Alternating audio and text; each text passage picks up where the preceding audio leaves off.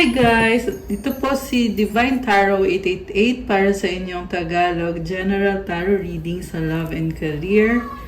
Tingnan natin ang mensahe para sa iyo ngayong araw na to. So, hindi po ito para sa lahat. Konti lang po ang makaka-resonate dahil napaka-specific na mensahe. So, diretso na tayo sa reading. Actually, may na-ready na akong cards as you can see. Three of Pentacles, Ace of Cups, the World. May bagong simula para sa'yo. You have the energy of abundance. At the same time, you are building something, creating something. Nagsisimula ka pa lang kasi andito yung Ace of Cups with the World card. Pero itong simula na ito, hindi to basta-basta kasi andito si the World. It will bring an ending and a new beginning sa sitwasyon mo. At yung new beginning na to is something big actually. Something na magdadala sa'yo ng napakalaking opportunity. So, ang ganda ng energy mo. You are very abundant. May prosperity. And I'm hearing also na God is with you. Your angels are with you. Napaka-pure ng intentions mo. We have 6 of Cups sa bottom of the deck. So, alam mo, nakikita ko, napakadaming blessings. And you cannot even complain. Kasi sabihin na natin, oo, nagsisimula ka pa lang, nasa point ka na kailangan mo mag-effort, bonggang-bonggang effort. Pero at the same time, alam mo na andyan yung blessing, andyan yung opportunity. Nakikita ko din you are very hardworking. At least ngayon, yan yung energy. Or yan yung sinasabi ng angels mo sa'yo na kailangan mong maging hardworking ngayon. Kailangan mong magsikap, magtiyaga, okay? So, also, merong connection dito na pinag-aaralan mo. This is a love connection kung saan marami na nangyari. And this is a person from your past. May nakikita kong pag-uusap or yun yung kailangan mangyari dito na kailangan yung mag-usap nitong taon to. We have 10 of Pentacles sa bottom of the deck.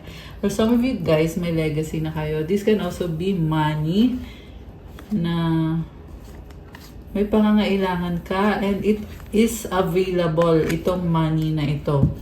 So, meron kang pinaplano and 2 of Cups, okay, merong contract. So, yes naman, this is a yes kung connected sa contract and connected sa money. Kung ano man tong contract na to, pwede din connected sa property. The answer is yes. Makukuha mo ito.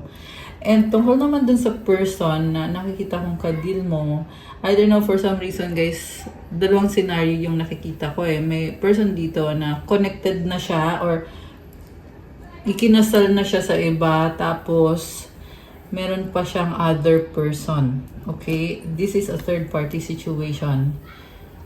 And ano tong taong to eh, sorry to say, hindi maganda yung intention niya kasi ini-enjoy niya yung life niya, pero yun pala, may iba na siya or may pamilya na siya at mukhang meron pang energy ng bata or merong anak. Okay, so hindi yan magre-resonate sa lahat, pero yun yung lumabas dito sa reading. So, tingnan natin, ano bang meron dito sa love connection ninyo? Oh! Wow! The Empress, King of Wands. Oh! So, alam mo, sinasabi dito, may person ka, tapos may isa pang person. So, dalawa yung kadil mo. Okay? Pwede kasing may bago ka ng mahal at merong isa dito na nakatingin pa rin sa'yo kahit meron na din naman siyang pamilya. So, i-comment nyo dyan kung kanino to nagre-resonate. And itong person sa buhay mo, there is strong attraction sa inyo. Bagong simula, kinikilala nyo pa lang ang isa't isa. Pwede itong makikilala mo pa lang sa travel or nakilala mo na sa travel kasi andito yung the world. So, ang nakikita ko dito, actually foreigner. Ayan guys, foreigner siya. So, galing siya sa ibang bansa. Okay? Hindi yan sa lahat magre-resonate. So, itong person na to, nakadeal mo, tingnan natin ah. Actually, okay yung connection eh. Kasi nagsisimula kayo. Magkakaroon kayo ng, ito, merong bahay, merong magkakaanak dito guys. Oh my gosh. Okay, the Chariot. So, itong taong kadil mo, mukhang marami din siyang problems, pero this is someone na binabalanse niya. Pwedeng businessman yung kadil mo. Kaya niyang balansehin yung mga bagay-bagay. So, Ten of Swords, there is an ending. Ano tong ending na to? Oh, okay. So, may nakita ko ngayon na ex mo na magre-reach out sa'yo, pero may iba din siya. So, dalawa kayong kadil niya. Oh my gosh. Okay, Ace of Swords. So, yan, nasabi ko na actually, lumabas kasi ulit eh. Dalawa yung kadil mo at yung isa ay hindi siya faithful sa'yo. Pero ang tanong kasi, bakit umiiksena to? Kung meron siyang iba, diba? Tingnan natin ha. Oh, Queen of Cups and the Emperor. Feeling niya kasi ikaw yung mahal niya, ikaw yung happiness niya. At gusto ngayon i-pursue yung connection ninyo kasi ikaw yung pinapangarap niya. Be wise kasi dalawa yung options mo. Yung isang option mo, ayan yung talagang nakatadhana para sa'yo. Ayan. So, oh my gosh. It's your twin flame. Ayan, no, itong taong nakatadhana sa'yo. The Emperor and the Empress are here. So, very rare po ng twin flame, kaya hindi to sa lahat magre-resonate. Okay. Grabe ah. Tingnan natin. Malakas ang energy nitong ex na ito. Gusto niya kasi mangyari is, ipipilit niya yung sarili niya sa'yo. Ayaw niyang mawala ka. Nakakaloka siya. Lady. Cross. Ship. Fox. Stork. Okay. Wow. You are a strong person. So, lady, pwede to sa babae, sa lalaki, guys. Pero yung energy mo kasi dito, pag sinabi kasing lady, this is someone who attracts blessings in your life. You have a cross. Ibig sabihin, ito yung burden, pero you have faith at the same time. Ayan, may problem, pero you have faith, kaya cross yan. Diba? So, you are a Christian, and there is movement, fox and stork. So, nagiging wise ka sa movement and sa happiness mo. Connected to sa mga pangarap mo. Mas pinipili mo ngayon na mag-focus sa sarili mo and to have faith. So, siguro nga, andun yung nahihirapan ka sa kung paano mo aayusin yung sitwasyon mo or yung buhay mo. Pero sinasabi kasi dito, God is with you. You have this cross with you and masaya ka sa ginagawa mo. Nafe-feel mo na fulfilled ka sa ginagawa mo sa buhay. So, iba-iba naman kayo ng sitwasyon since nga general reading to. So, kahit ano man yung sitwasyon mo or yung trabaho mo or yung ginagawa mo sa buhay, it's your mission. So, yung mission mo na yan ang magdadala ng success sa'yo. In fact, nakikita ko na dito, andito na yung success eh. Tsaka in-enjoy mo yung ginagawa mo kasi nafe-feel mo na nasa tamang direction ka. Tama yung landas na tinatahak mo. So, magpatuloy ka lang, keep going. Tingnan natin. Kuha tayo ng message galing dito sa taong kadil mo. Okay, kung sino man yung lalabas. Kasi dalawang person eh, may bago at may isa pang nagpupumilit dito. Emotions overwhelm me. Okay, wait, may nalaglag kasi. I need to hold back my true feelings for you. Merong nagpipigil pero sobra siyang emosyonal. I can't stop thinking about you. You were right. Okay, so nagsisisi siya kasi hindi ka niya pinakinggan, binaliwala ka niya, pero ngayon, kung kailan nagtapos na itong connection na to, hindi ka maalis sa isip niya, na-overwhelm siya, pero nagpipigil lang siya kasi alam niya na tama ka. Pwede rin kasi yan, pag alis mo, saka lang niya na-realize. Diba? So, kaya siya ngayon dito na-overwhelm. Kasi nga, ngayon lang siya natatauhan. Is it over? You've triggered me. Sabi sa'yo na-trigger itong person na to.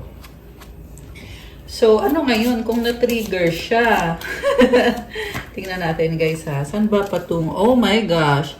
Sexual desire. So, why do I feel this way? Okay, I feel like you need to protect yourself from this kind of energy. Kasi wala namang pupuntahan yung desire na nararamdaman nitong taong to.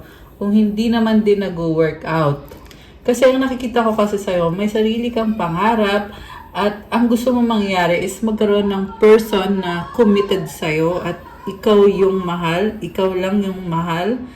Nakikita ko din dito, you're looking for someone na angelic, someone very pure. Okay?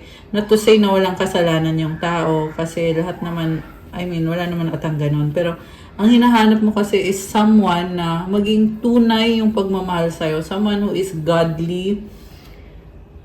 Yun yung kind of person na deserve mo at nararapat lang din naman na magkaroon ka.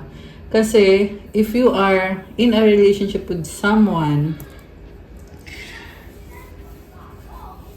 it changes your life. So, you want a change for the better. Ayan. With this ever change, ayun na nga, gusto mo ng pagbabago. Okay. Ano to, nalaglag. The heat between us is intense. Hindi makamove on tong isang person na to. I am blocked. Ayan, binlock mo na siya, pero iniisip ka pa rin niya. So, siguro hayaan mo na lang. Yan lang naman yung masasabi ko sa ganitong klase ng sitwasyon, guys. So, tingnan natin ha. Ano bang gustong sabihin sa'yo nitong taong to? Ay, tumalon. Okay, ano to? Misunderstanding, nagtatampo. Pabago-bago, doubt. Single. Marriage. Ayan. So, kunyari single pero kasal na pala. Pabago-bago. So, pabalik-balik siya sa'yo at dun sa isang person. Yun yung energy nitong taong to. Muling ibalik second chance. Ayun na nga, babe. So, yun yung tawagan ninyo. Ex, third party, past.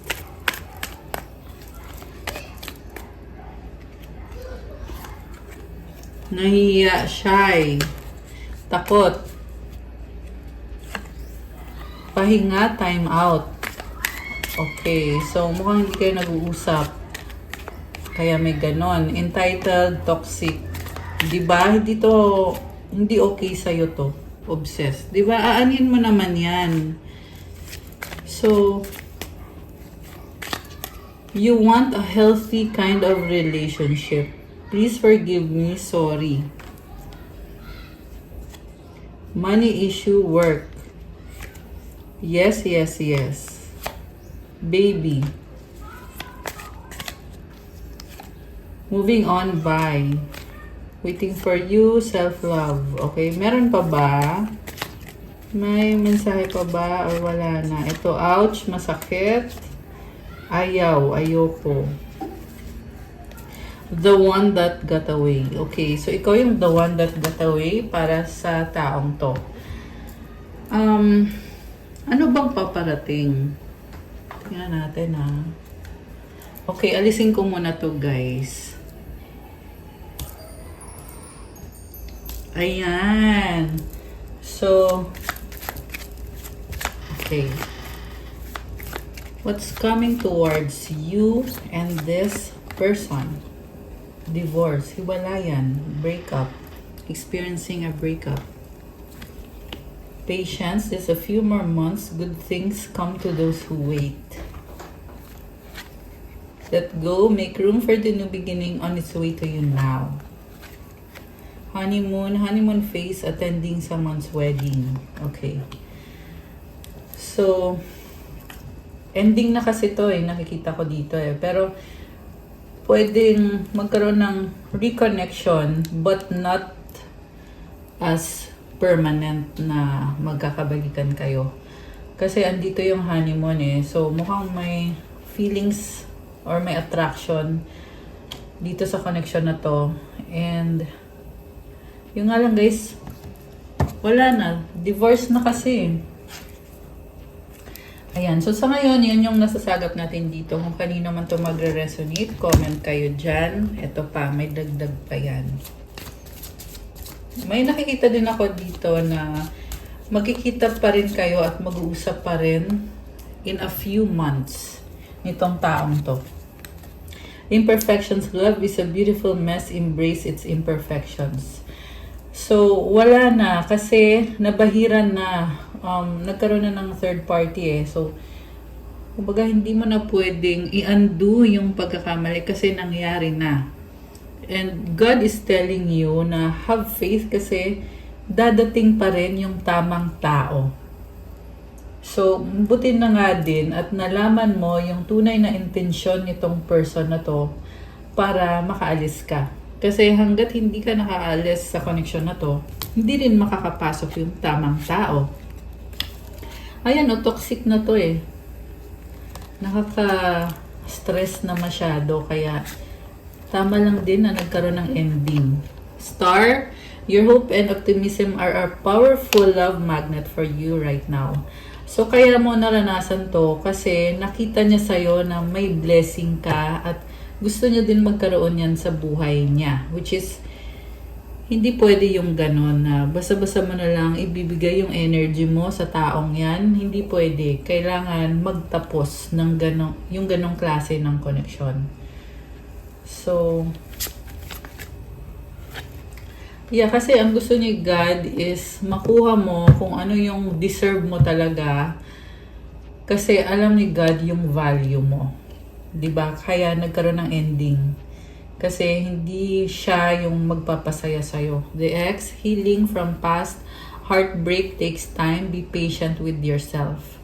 Sabi nga dito, patience. So, iyan yung pinaka-theme nitong pag-move forward mo sa buhay mo. Ayan. Pero guys, don't lose hope. Sabi ko nga sa'yo eh, lumabas kasi yung energy ng new love, twin flame mo or soulmate mo. Yun yung talagang para sa'yo.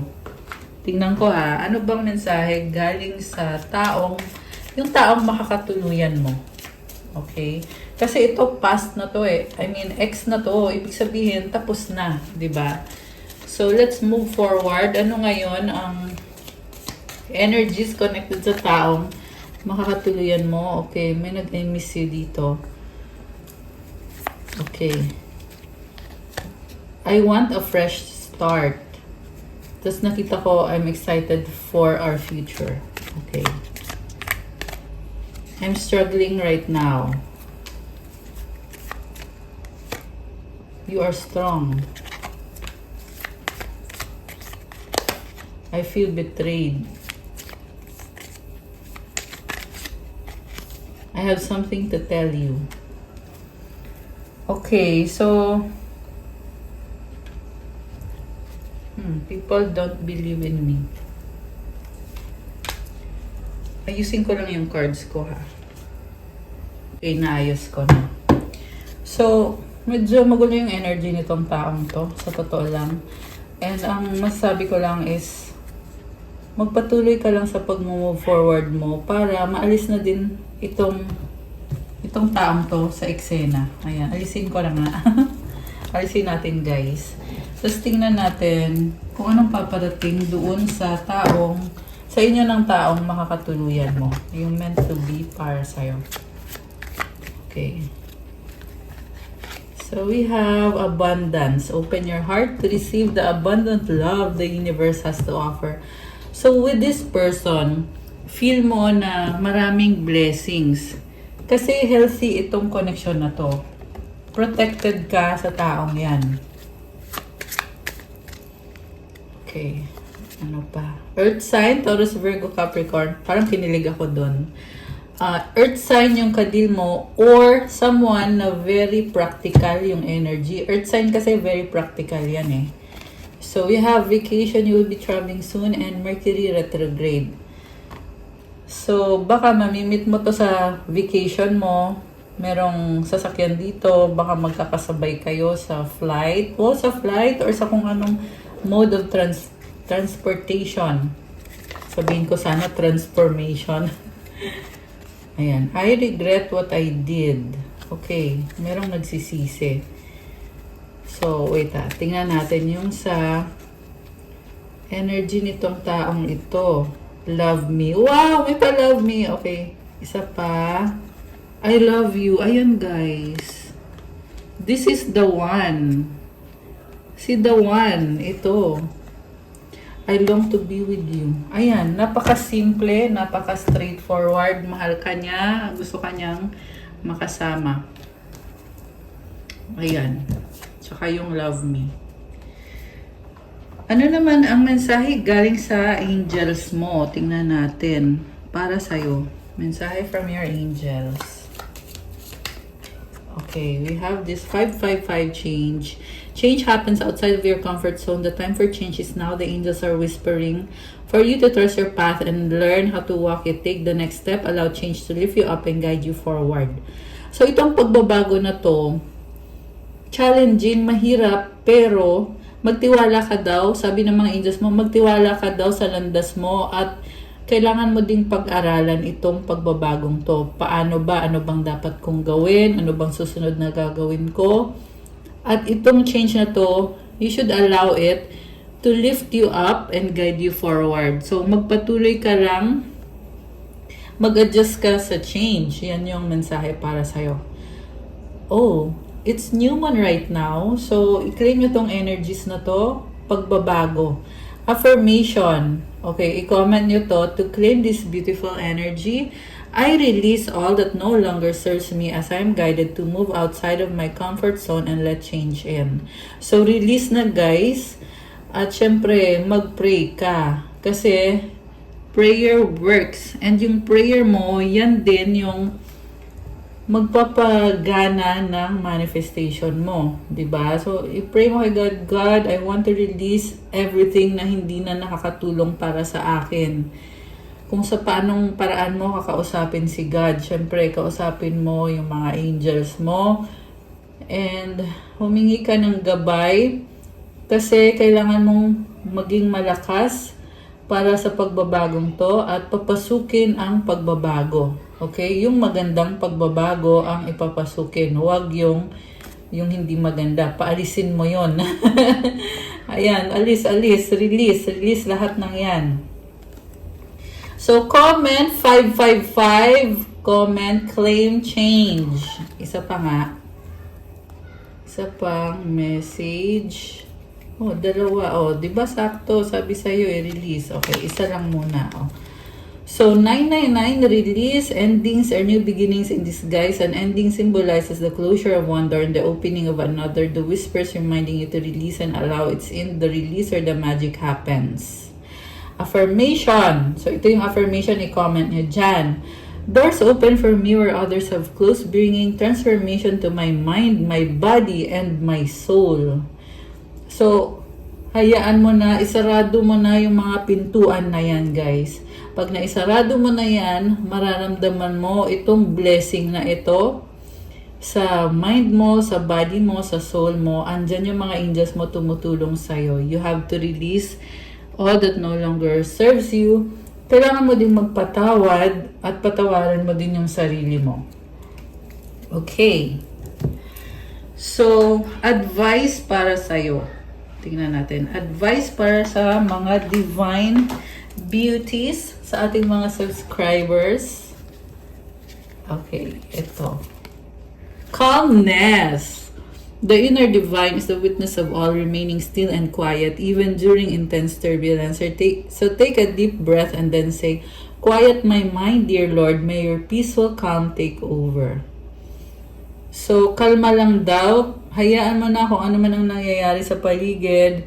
So, mag-deep breathing at hilingin mo na magkaroon ng katahimikan sa iyong pag-iisip at i-allow mo na mag-take over ang peace na galing kay God. Peace that transcends all understanding. Kahit hindi mo maunawaan yung mga bagay-bagay. Pero if you have trust in God and if you have faith, then you know that you are always in good hands. Okay, we have mistakes and independence. Allow me to know it's okay to make mistakes. Let me always take care of the inner child so he or she feels love no matter what. So, wag daw maging masyadong perfectionist. Dapat daw alagaan mo yung inner child para ma-feel mo yung pagmamahal kahit anong mangyari. Okay lang daw na magkamali. In fact, pag nagkamali ka, it's it's time for a change and it's the root of creativity. Kasi aayusin mo ngayon kung saan merong pagkakamali. Ayan guys. And the last one, ito may pa-butterfly, independence. The more you learn to feed yourself on the inside and care for the inner child, the more freestanding you become. Help me feed and love this inner child, dear Lord. Alam mo, enjoy mo lang daw yung life. Ang ganda ng energy mo dito. And it keeps telling us about inner child. Diba? So, ibig sabihin yan yung pinaka-happiness mo. Be happy sa buhay mo and ibigay mo kung ano yung nagpapasaya sa'yo. Kasi pag ginawa mo yun, magiging malaya ikaw. Kaya independence yung card mo. So comment, claim independence. And to claim this energy, comment, help me feed and love this inner child, dear Lord. Ayan guys, I love it. May pa-butterfly. Again, this is all about change and letting go of the past mistakes. So it's new moon, you need to release yung mga bagay-bagay at i-feel mo yung protection na galing kay God para sa'yo. So, I want to get some cards from this deck kasi gusto kong tingnan kung ano ba yung mga na-a-attack mong mga energies ngayon. Soulmate, oh my gosh. Na-attract mo yung soulmate mo. Oh, may infinity symbol ka. Ano pa? Earth Angel. Oh my gosh. Unicorn. Alright. You are an Earth Angel and a Unicorn. Keep calm and enjoy life. Ayan guys. Again, sinasabi dito, kalma at enjoy ang buhay. 1, 2, 3. Meaning, huwag magmadali. One step at a time. Wealth. Oh my gosh. Come and claim wealth. So, habang ini-enjoy mo yung life mo, may blessing sa kaperahan at hindi mo to nakuha ng basta-basta lang, pinaghirapan mo to. Okay? At protektahan mo din yung blessing mo na yan. Blessings from heaven, root chakra. So comment, claim wealth. Thank you God for wealth. Thank you God for the blessings from heaven. Anong mensahe galing sa universe? Okay, mensahe galing sa universe. I create mindful moments throughout the day, reminding myself that I am love and miracles are natural. I love this. So, be mindful. Maraming blessings. Napakadami. At natural lang ang mga miracles. At deserve mo naman yan. Kasi kung mabuti ang puso mo, ay talagang ibibless ka. Lalo na kapag ikaw ay tumutulong sa kapwa. Ayan. Okay guys, that's all for your love reading. Thank you for watching. Please like, comment, subscribe, and announcement. Kung gusto nyo ng reading na ikaw mismo ang i-reading, message nyo ako sa Viber or sa WhatsApp. And another announcement, may discount po yung private reading. Use code Divine Tarot 888 yung bagong pangalan nitong channel na to. Yan yung code mo para ma-avail yung discount for the private reading. I'm excited kasi it's my way to give help also sa mga gusto magpa-reading. Kasi actually mababa na yung rate ko for the private reading. Nabulol ako doon. Pero ayan, in-adjust natin guys. May konting discount for you. Use code Divine Tarot 888. Thank you, Divine Beauties. I love you guys. See you soon. God bless. Bye!